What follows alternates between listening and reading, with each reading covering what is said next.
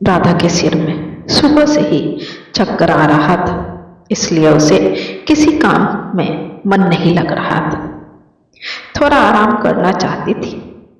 कमजोरी भी लग रहा था शरीर में, क्योंकि अभी 1.25 महीने पहले ही उसने एक प्यारी सी बिटिया को जन्म दिया था।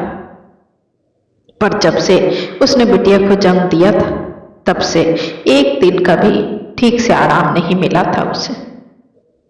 नॉर्मल डिलीवरी हुई थी, इसलिए सास 6 दिन बाद ही रसोई में लगा दी।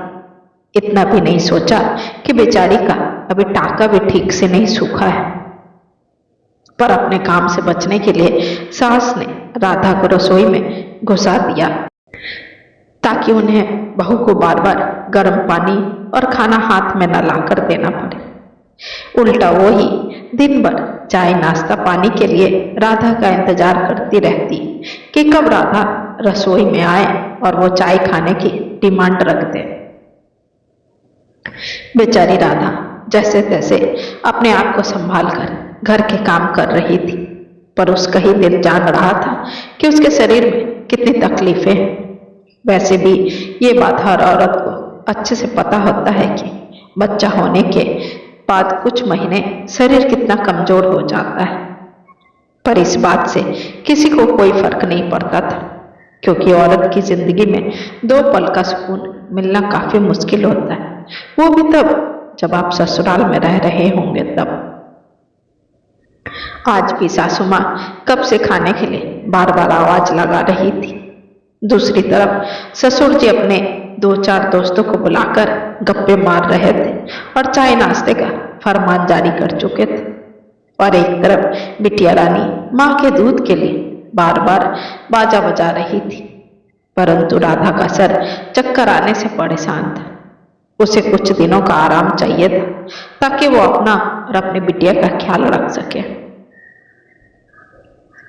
मायके जाने के लिए राधा ने एक बार अपनी सास को कहा भी, पर उन्होंने तो ये कहकर साफ मना कर दिया कि अभी नहीं जाना है, जब तक बिटिया 3 महीने की नहीं हो जाती। कहने का मतलब खुद भी किसी काम में मदद नहीं करेगी और मायके भी नहीं जाने देगी।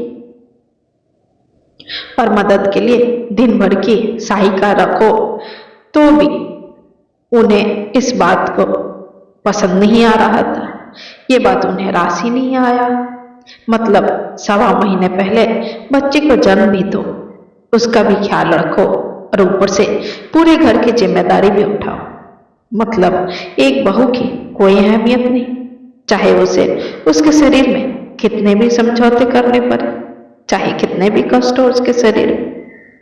यहाँ तक कि बिटिया को बार बार दूध पिलाने से राधा को भूख बार बार लगती थी, पर वो कुछ खा नहीं सकती थी, क्योंकि घर में नियम था कि घर के मर्दों के खाना खाए बगैर घर की बहू खाना नहीं खा सकती है।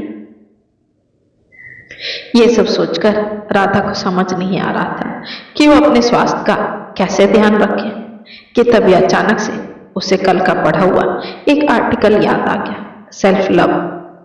राधा ने चेहरे पर एक मुस्कान के साथ बिटिया को लेटाकर दूध पिलाया और उसे सुला दिया, और हल्की सी चादर बिटिया पर डालकर राधा सर पकड़कर उठी। फिर सीधा रसोई में गई, दूध का पतीला निकाला और गैस पर चढ़ाकर दूध को गर्म कर दी। फिर एक कटोरी में थोड़े से ओट्स और दूध डाली और अपने कमरे में कटोरा लेकर आ गई और बैठकर जैसे ही चम्मच से खाने लगी, वैसे ही सासू माँ कमरे में आ धमकी और गुस्से से चिल्लाते हुए कहने लगी, बहरी हो गई है क्या? इतनी देर से पापा जी चाय के लिए और मैं खाने के लिए आवाज लगा रहे हैं, सुनाई नहीं पड़ता क्या तुझे? और ये क्या, खुद में बैठकर महारानी भोग लगा रही है और हम लोग भूखे प्यासे खाने का इंतजार कर रहे हैं। लगता है बिटिया को जन्म देने के बाद अपना कर्तव्य अस्पताल में छोड़कर आ गई। मम्मी जी, मैं कुछ नहीं भूली और ना ही कुछ छोड़कर आई, बल्कि मुझे ज्ञान आया है कि पहले अपना और अपनी बच्ची का ख्याल रखो। वैसे भी आप ना ही मेरी बच्ची का ख्याल रखती हैं और ना उसे अपने पास रखती है। और न ही मेरे बारे में सोचती हैं। इसलिए मुझे ही अपना और अपनी बिटिया का ध्यान रखना पड़ेगा ना। वैसे भी मम्मी जी, आपको पता है ना, खाना बना रखा है तो आप ले लीजिए। मेरे सिर में चक्कर आ रहा था और कमजोरी भी हो रहा था, तो मुझे थोड़े आराम की जरूरत है। और अभी मेरी बेटी भी काफी छोटी है और उसकी देखभाल की ज्यादा आवश्यकता है, क्योंकि आप लोग ना उसे लेते हैं और ना ही उसे संभालते हैं। ऐसे में मुझे ही देखना पड़ता है। एक तो रात भर सोती नहीं है और मुझे भी जगा कर रखती है, इसलिए अभी सो रही है, जाने कब फिर से उठ जाएगी। इसलिए जब तक सो रही है मैं भी थोड़ा आराम कर लेती हूँ। और हाँ मम्मी जी, पापा जी के लिए भी आप चाय बना कर दे दीजिए और नाश्ता डिब्बे में रखा है। इतना बोलकर राधा चादर डालकर करवट बदलकर सो गई और सासू माँ राधा का मुंह देखती रह गई। सासू माँ पहली बार अपनी गाय सी सीधी बहू के मुंह से ऐसा सुनकर अवाक रह गई और कह भी कुछ नहीं पाई, क्योंकि राधा ने उनकी बोलती ही बंद कर दी थी। इसलिए चुपचाप रसोई में गई और सबके लिए चाय बनाई। प्लेट में नाश्ता निकाली और पतिदेव को देकर आई। पतिदेव भी बहू के आने के बाद पहली बार पसीने से तरबतर अपनी पत्नी को चाय नाश्ता लाते देखकर स्तब्ध रह गए। उन्हें भी समझ आ गया था कि अब बैठकर खाने वाले को भी अपने हाथ पर चलाना पड़ेगा। फिर सासू माँ रसोई में गई और अपना खाना थाली में लगाई। साथ में दही, धनिया की चटनी और पापड़ लिया और पानी लेकर अपने कमरे में आकर खाने लगी। आज बाकी दिनों से एक रोटी कम खाई। आज थोड़ा काम करके थकान जो हो गई थी उन्हें, तो सोचो राधा बेचारी जो अभी भी माँ बनी थी, वो घर के काम कर करके कितना थक जाती होगी और भूख भी कितनी लगती होगी उसे। अगले दिन से राधा घर के काम के साथ साथ खुद के भी खाने पीने का ध्यान रखने लगी। सच में हम औरतें ही खुद की आस्तीन के सांप होती हैं, जो कभी नहीं जान पाती है कि खुद पर ध्यान न देकर हम खुद के साथ कितना अन्याय कर रहे हैं। वे भी तब जब हम एक बच्चे को जन्म देते हैं। शरीर के सारे हड्डी टूट जाते हैं जब एक बच्चे का जन्म होता है, और उसे फिर से बैठाने के लिए शरीर की तेल मालिश और खानपान पर ध्यान देना पड़ता है, तब जाकर कहीं शरीर में जान रहता है। इसलिए शरीर में जितनी ताकत हो उतना ही काम करें। थकान है, सब काम छोड़ दें, पहले आराम करें, फिर और कुछ करें।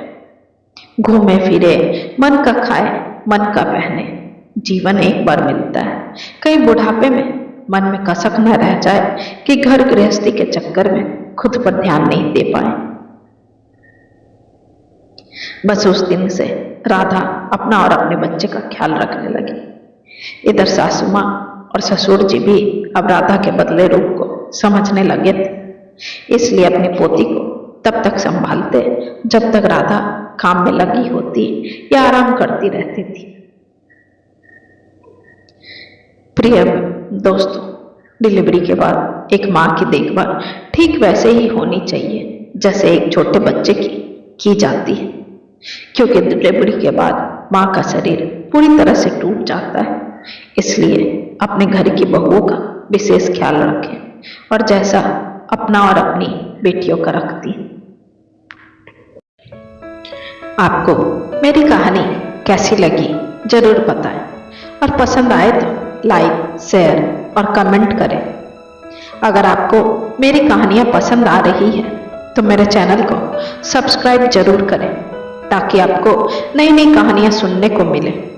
साथ ही बेल आइकन जरूर दबाएं, जिससे आपको नई नई कहानियों की जानकारी मिल सके। अगर आप कोई सुझाव देना चाहते हैं तो बेझिझक लिख भेजिए, हम जरूर उस पर काम करेंगे। साथ ही आप कुछ और कहानियां सुनना चाहते हैं तो मुझे उस टॉपिक के बारे में ज़रूर बताएं, ताकि मैं वैसी ही कहानियां आपके सामने प्रस्तुत करूं। धन्यवाद।